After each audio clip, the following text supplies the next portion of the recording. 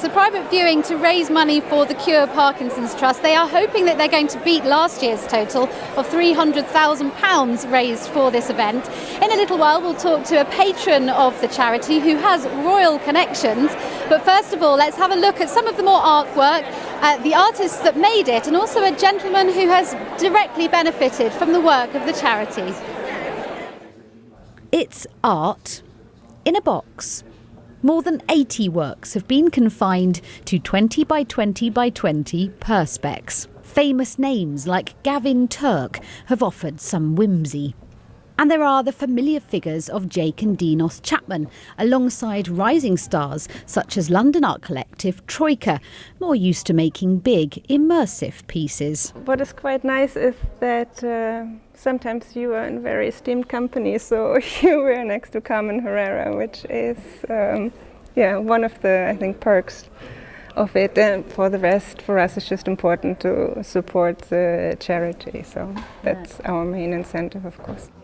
These works, some incredibly delicate, some with moving parts, some out of the box, will be sold to raise money for the Cure Parkinson's Trust. One Sunday I was mixing pancake batter with my daughter and my hand literally just froze in the middle of the air. And it was kind of like, well, that's clearly not right. So when you talk to most people about their diagnosis on Parkinson's, they know the day because it's kind of, a catastrophe. 40 years ago my dad was diagnosed with Parkinson's. And I have pretty much the same choices today as my dad had 40 years ago. And I think without the charities working together, bringing some urgency and really underscoring that people with Parkinson's need a cure, it's not going to happen. So they're absolutely essential.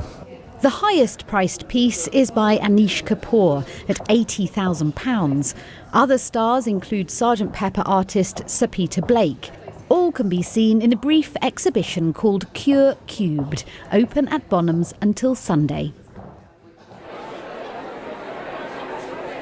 Well, with me now, the patron of the charity, Mike Tindall, former England rugby captain. There's an estimated 10 million people suffering with Parkinson's in the world, one of whom is your father. Yeah, my dad got diagnosed in 2003. Actually, it told me when we were out at the World Cup, and it's one of those frustrating diseases where you don't really notice it at the start. And I would openly say I was very blasé and didn't really do any research on it. It's probably only been in the last 5 years, especially in this last year, where he's been absolutely hit hard with it, and now struggles to get around. He's pretty much at home all the time, and it's very difficult when you go back and you think when you were a lad and who taught you how to play rugby and who used to play in the back garden with you, and then you see him struggling to get out of a chair, and with the disease, one of his symptoms is he goes off, so he can't move at all, and he just has to wait there till his medication kicks in, which can be really, it's very frustrating for him, a proud guy who's so used to be playing rugby himself, and